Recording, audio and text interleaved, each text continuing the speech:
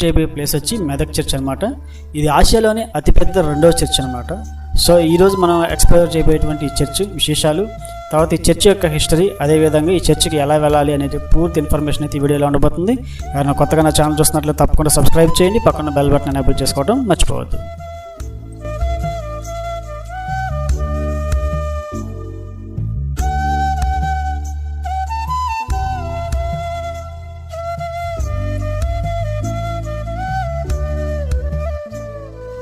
ఆసియాలోనే రెండో అతిపెద్ద క్రైస్తవ పుణ్యక్షేత్రంగా వర్ధిల్లుతుంది మెదక్ చర్చ్.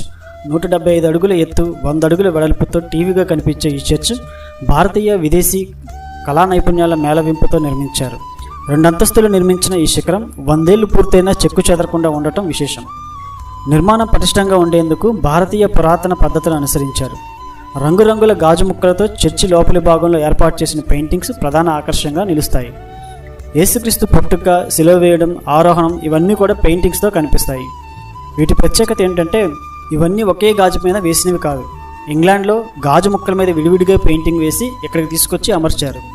ఇవి సూర్యకిరణాలు పడితేనే కనిపిస్తాయి. అంటే ఉదయం 6 నుంచి సాయంత్రం 6 మధ్య ఈ పెయింటింగ్స్ మనకి కనిపిస్తాయి. 6 గంటల తర్వాత ఫ్లడ్ లైట్స్ వేసి వెతికినా కూడా ఈ పెయింటింగ్ మనకు కనిపించదు. దీని వెనక ఉన్న సైన్స్ అందరినీ అబ్బురపరుస్తుంది ఫ్రెండ్స్.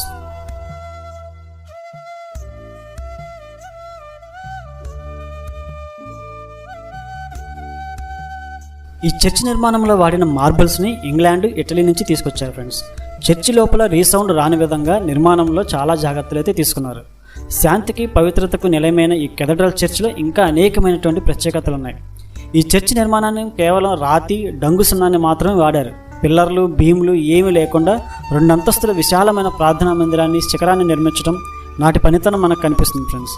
200 అడుగుల పొడవు సువిశాలమైన చర్చి చూపర్లను ఇట్టే కట్టిపడేస్తుంది.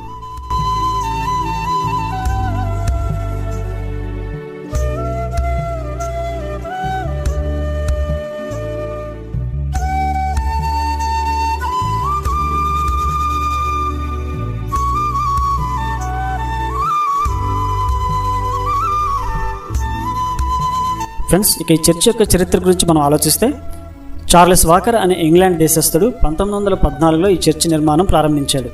అది మొదటి ప్రపంచ యుద్ధం జరుగుతున్న సమయం. అగ్రరాజ్యాల ఆధిపత్య పోరులో జనం సమిధులైపోతున్నారు. ఎన్నో ఇబ్బందులు పడ్డారు. దీనికి భారత్ కూడా ఎటువంటి మినహాయింపు కాదు. పని లేక, తిండి లేక, బ్రతుకు తెరువు కష్టమై బిక్కుబిక్కుమంటూ గడుపుతున్నారు జనం.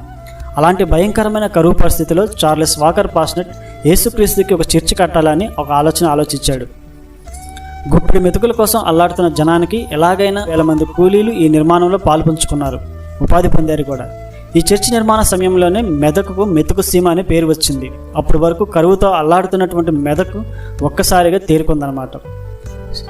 తొలుత ఈ చర్చి నిర్మాణం 180 అడుగుల ఎత్తులో నిర్మించాలని ప్రణాళికలో రచించారు. అయితే చార్మినార్ కంటే ఎక్కువ ఎత్తు ఉండకూడదని నాటి నిజాం పాలకుల ఆదేశం. దాంతో 5 అడుగుల ఎత్తు తగ్గించి 175 అడుగులకి పూర్తి చేశారు. ఈ చర్చి నిర్మాణానికి అప్పట్లో 14 లక్షల రూపాయలు ఖర్చు అయిందంట. కొంతకాలం కిందట 2 కోట్ల రూపాయలతో మరమ్మతులు అయితే చేశారు ఫ్రెండ్స్. ఇక ఈ చర్చిలో క్రిస్మస్, గుడ్ ఫ్రైడే, ఈస్టర్ ఇలాంటివి ఎన్నో గొప్ప గొప్ప పండుగలు ఇక్కడైతే మనకు జరుగుతూ కనిపిస్తూ ఉంటాయి. అంతేకాకుండా సందర్శకుల్లో క్రైస్తవులే కాకుండా అన్ని మతస్థులు కూడా వచ్చి చూస్తూ ఉంటారు.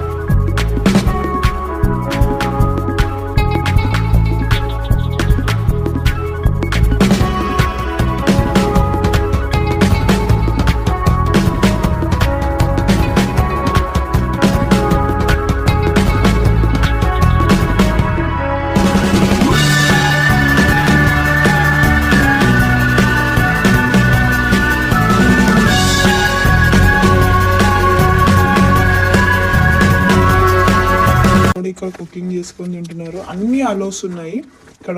కుకింగ్ కూడా చేసుకోవచ్చు, ఏమైనా మీరు ఉండొచ్చు కూడా, స్టే కూడా చేయొచ్చు. చాలా అంటే చాలా పెద్ద చర్చ్.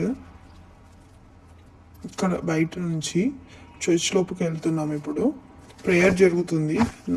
ఫస్ట్ ప్రేయర్ వచ్చి 9 to 12 అనుకుంటా. 9 కింది నుంచి నాకు సరిగ్గా కనిపించట్లేదు, వీడియో తీయడానికి రావట్లేదు అని చెప్పి పైకి వెళ్తున్నాము. పైన కూడా వెళ్ళొచ్చు, పైన కూడా కూర్చోవచ్చు. ఇది బయట మొత్తం గార్డెన్, లోపలికి పైన నుంచి ఎంట్రన్స్. ఇది దిగి కొంచెం రెస్ట్ తీసుకొని వెళ్దామని చెప్పి. ఇది కింద ఇంకొక ఎంట్రన్స్ అనమాట. లెఫ్ట్ సైడ్ ఉంటుంది, రైట్ సైడ్ ఉంటుంది. మనం వచ్చే first entrance back side church. ఇప్పుడు డిసెంబర్ కాబట్టి చర్చ్ క్రిస్మస్ వస్తుంది కాబట్టి ఏమైనా రిపేర్ ఉన్నాయి, రిపేర్ చేస్తున్నారు. గార్డెన్ది కానీ అవన్నీ. ఇది కిందికి వెళ్ళడానికి, కానీ ఇప్పుడు క్లోజ్ చేశారు, ఇప్పుడు అలా లేదు, అన్ని కన్స్ట్రక్షన్స్ అవుతున్నాయి. క్రిస్మస్కి అయితే చాలా బాగుంటుందంట మెదక్. మొత్తం లైటింగ్తో చాలా మంది వస్తారంట, చాలా పబ్లిక్ వస్తారంట ఎక్కడెక్కడ నుంచో క్రిస్మస్కి మెదక్ చర్చ్కి. ఇప్పుడు అన్ని క్రిస్మస్ వారికి అన్ని ఏమైనా రిపేర్ ఉంటే రిపేర్ చేస్తున్నారు. అన్ని గార్డెన్ కూడా తీసేసి వేరే చేస్తున్నారు. ఇది ఇంకో ఎంట్రన్స్ అనమాట పైకి వెళ్ళడానికి.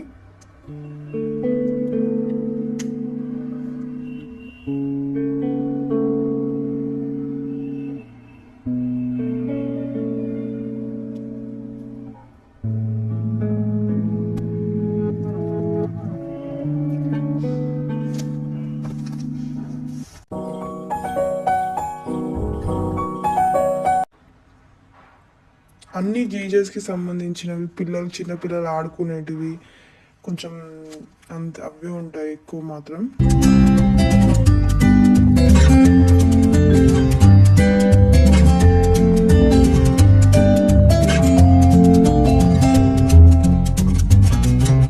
This is the main entrance అనమాట. మెదక్ బస్ స్టాప్ ముందే ఉంటుంది. Thank you for watching my video. If you liked my video, please like and share, subscribe to my channel.